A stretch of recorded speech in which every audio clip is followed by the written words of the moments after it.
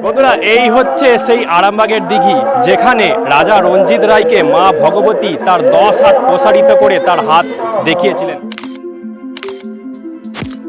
আরামবাগের দিঘির মেলা এবং রঞ্জিত রায়ের গল্প তো আপনারা অনেকেই শুনেছেন, কিন্তু আসলে যে এটা কোনো গল্প নয়, বরং কয়েকশো বছর আগে ঘটে যাওয়া এক অলৌকিক সত্য, তার প্রমাণ আপনারা ঠাকুর শ্রীরামকৃষ্ণদেবের কথামৃত থেকেই পেয়ে যাবেন, যেখানে ঠাকুর তার ভক্তবৃন্দদের রাজা রঞ্জিত রায়ের এই ইতিহাস সকলকে শুনিয়েছেন। একবার ভেবে দেখুন, 1500 শতকে ঘটে যাওয়া একটা ঘটনাকে কেন্দ্র করে এখনও এই দিঘির মেলা নিয়মিত চলছে। তাহলে কত প্রাচীন এবং ঐতিহ্যবাহী এই মেলা, সেটা আলাদা করে বলার কোনো প্রয়োজনীয়তাই নেই। বঙ্গবীর রঞ্জিত রায়ের রাজপ্রাসাদ ও দুর্গ আরামবাগের বাইরা নামক জনপদে অবস্থিত ছিল, যেটা বর্তমানে গড়বাড়ি নামে পরিচিত, যার ধ্বংসাবশেষ হারিয়ে গেছে সময়ের সাথে। ইতিহাস বলতে এখন শুধু রয়েছে ওনার কুলদেবী বিশালক্ষী মায়ের মন্দির। বঙ্গবীর রঞ্জিত রায়ের বিষয়ে যদি আপনারা বিশদে জানতে চান, তাহলে কমেন্টে বঙ্গবীর রঞ্জিত রায় এই বইটির PDF লিঙ্ক দিয়ে রাখলাম, চাইলে পড়তে পারেন। তবে আজকের এই ভিডিওর বিষয়বস্তু হলো ঐতিহ্যবাহী এই দিঘির মেলা। আজকে আমরা মেলার বিভিন্ন দোকানদারের সাথে কথা বলবো, বর্তমান অবস্থা বোঝার চেষ্টা করব এবং পুরো মেলাটা ঘুরে দেখব। তবে ভিডিওটা শুরু করার আগে আপনাদেরকে একটা অনুরোধ করছি, এই ভিডিওটা যদি আপনাদের ভালো লেগে থাকে তাহলে অবশ্যই একটা শেয়ার করে দেবেন। আর মেলার কোন পার্টটি আপনার সবচেয়ে বেশি ভালো লাগলো সেটা অবশ্যই আমাদের কমেন্ট করে জানাবেন। তো চলুন ভিডিওটা শুরু করি।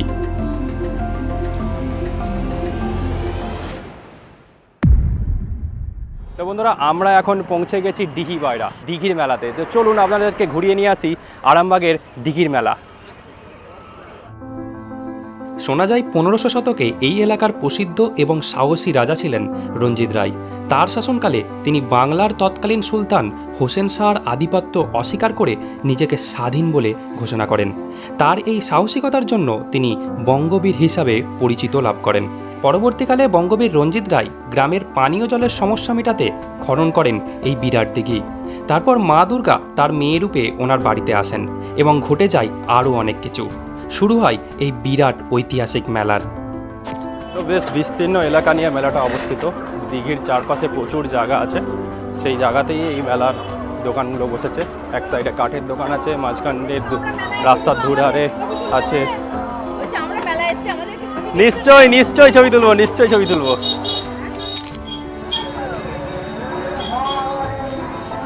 ওই যে মেলার মন্দিরটা দেখতে পাওয়া যাচ্ছে, মা দুর্গার মন্দির, ওখানেই বেসিক্যালি পুজোটা হচ্ছে। আর ওখানে নাম সংকীর্তনও চলছে দেখছি। তো চলুন যাওয়া যাক মন্দিরের দিকে। দিঘির একদম পাশেই এই মন্দিরটিতে দশভুজা মা দুর্গার হাতে শাঁখা পলা পরার সেই বিশেষ মুহূর্তটির মূর্তি পূজা করা হয়। সাথে চলে দিবারাত্র নাম সংকীর্তন। মন্দিরের পাশের এই রাস্তাটা দিয়ে আগিয়ে গেলেই দিঘির ঘাট। হিন্দু সনাতনীরা মনে করেন এই দিঘির জল খুবই পবিত্র, তাই দিঘির মেলায় ঘুরতে এসে একটু হলেও এই জল মাথায় নেওয়া আবশ্যক। এই মেলার আরেকটি বিশেষত্ব হলো কাঁচকলা পাকা। অনেকে তো এই কাঁচকলা পাকাকেই মায়ের আসল প্রসাদ বলে মনে করতেন, তবে বর্তমানে এটার রেয়াজ একদমই নেই বললেই চলে। তো পুরো মেলা ঘুরতে ঘুরতে আমরা এখন পাকা কলার দোকান খুঁজে পেয়েছি। তো দিঘির মেলা নাকি পাকা কলার জন্য বিখ্যাত ছিল এক সময়, এখন দোকান একদমই নেই বললেই চলে। তো একটা খুব ভাগ্যক্রমে আমরা পাকা কলার দোকান খুঁজে পেয়েছি। আপনার বাড়ি কি এখানেই? আপনার বাড়ি কোথায়? বাড়ি কোথায়? চাপাডাঙ্গাতে বাড়ি। এর আগে কখনো কলা নিয়ে বসেছেন? এখন কি তাহলে কলার রেওয়াজটা নেই না সেরকম? ওই আমি একলাই মায়ের প্রসাদ তো মেনে এটাই, মায়ের ঐতিহ্যটা এটাই। শোনা যায় দিঘির মেলাতে একসময় প্রচুর শাঁখার দোকান বসতো। তো চলুন শাঁখার দোকানের একটি দোকানদারের সাথে কথা বলে দেখা যাক। আপনি কি প্রতি বছরই এই দিঘির মেলাতে বসেন? হ্যাঁ বসি। কত বছর হলো মোটামুটি করছেন মেলা? প্রায় 48-50। 48-50 বছর। তো আগে কি মেলাটা এত বড় ছিল? এর থেকেও বড় ছিল, ভালো হতো। হ্যাঁ হ্যাঁ, আগে শঙ্খ বা শাঁখারি যে জিনিসপত্র এগুলো তো আরো দোকান বেশি ছিল, আরো অনেক বেশি ছিল। এখন মনে হচ্ছে একটু কমে গেছে। একটু কমে গেছে।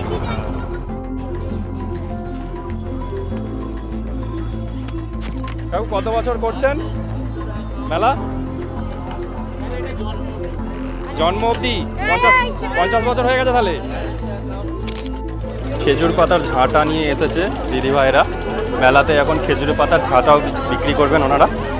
ওখানে আর একজন বসে আছে খেজুর পাতার ঝাঁটা নিয়ে। এছাড়াও দিঘির মেলাতে বাঁশের তৈরি বিভিন্ন প্রোডাক্টও দেখতে পাবেন, আর তার সাথে দেখতে পাবেন তাল পাতার পাখা।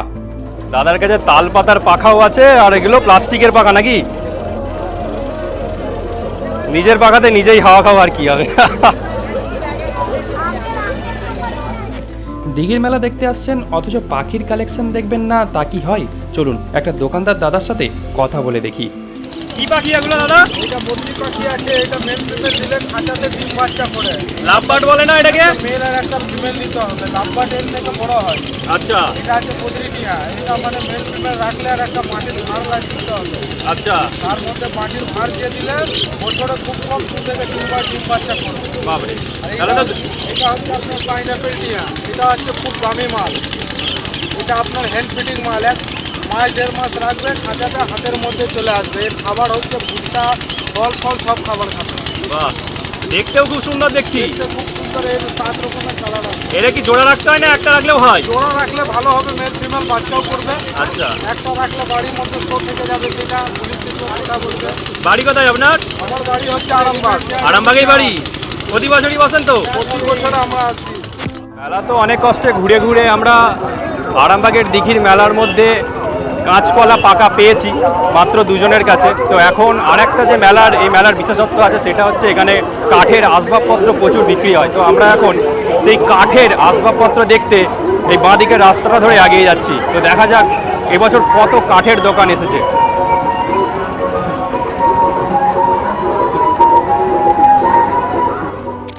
এবছরও বেশ ভালো রকম কাঠের দোকান এসছে।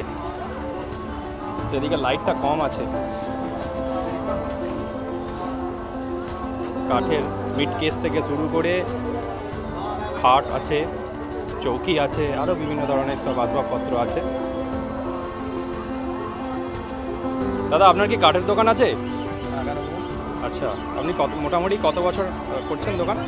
দোকান এখানে করছি প্রায় মোটামুটি 7-8 বছর হলো। 7-8 বছর। আচ্ছা, মানে বাড়ি কোথায় আপনার? অম্বিকা কাল। কোথায়? অম্বিকা কাল। কোন দোকানটা আপনার? এইটা। আচ্ছা, মোটামুটি কাঠের সব রকম আইটেমই আছে? হ্যাঁ। একদম খাট থেকে শুরু করে? শুরু করে জানলা দরজা আলনা। বিশেষ করে কাঠের মেলাটা অ্যাকচুয়ালি দিন কতক পরেই মানে কেনা বেচাটা শুরু হয় আর হ্যাঁ, 10 তারিখে করছি। 10 তারিখের পর থেকে। ঠাকুর বিসর্জন হয়ে যাবে। হ্যাঁ।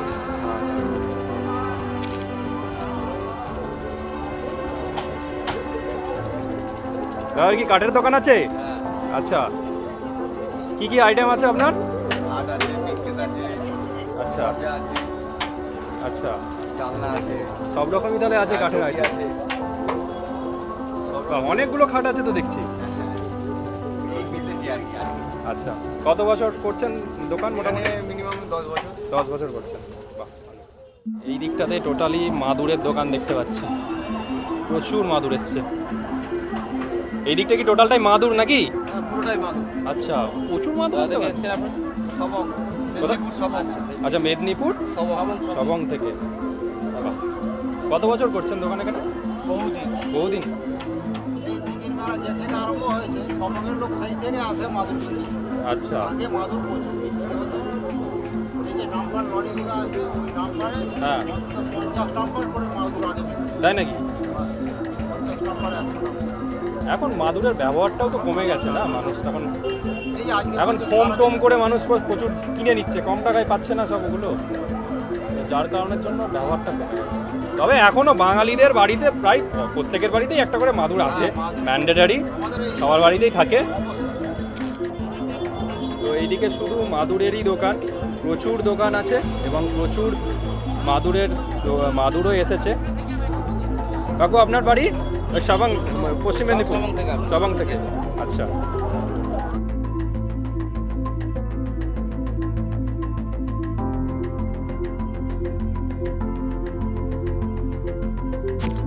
তো দূর দূরান্ত থেকে প্রচুর মানুষজন দোকান নিয়ে এসেছেন, আপনারা দেখতে পাচ্ছেন। এখানে কাঠের দোকানও আছে, মাদুরের দোকানও আছে। দোকানদারদের সাথে কথোপকথন করে বুঝতে পারলাম একসময় মাদুর এখানে প্রচুর বিক্রিও হয়েছে। তো বর্তমানে এখন মাদুরের ব্যবহার যেহেতু কমে গেছে, মানুষজন মাদুর ব্যবহার কম করছেন, সেহেতু সেলটা একটু কমেছে ঠিকই, তবে প্রত্যেকটা বাঙালির বাড়িতে কিন্তু এখনও মাদুর দেখতে পাওয়া যায়। তো আপনারা যারা আরামবাগের দিঘির মেলা দেখতে আসছেন তারা পুরো মেলাটা অবশ্যই ঘুরে দেখবেন। আর আপনাদের কাছে আমার একটা বিনীত অনুরোধ আছে, দয়া করে আমাদের এই ঐতিহাসিক মেলাকে হারাতে দেবেন না। তো ফাইনালি আমাদের মেলা দেখা কমপ্লিট হয়ে গেছে। তো আমরা প্রায় সব দোকান ঘুরে দেখেছি এবং কিছু দোকানদারের সাথে কথাও বলেছি। তো মেলাতে প্রচুর দোকান এসছে, তো আপনারাও আসুন আরামবাগের দিঘির মেলা এবং এই ঐতিহাসিক মেলা আপনারা ঘুরে দেখুন, আপনাদের ভালো লাগবে আশা করি। তো আজকের মতো ভিডিওটা এখানেই শেষ করছি, আবার দেখা হবে নতুন একটা ভিডিওতে। ভালো থাকবেন।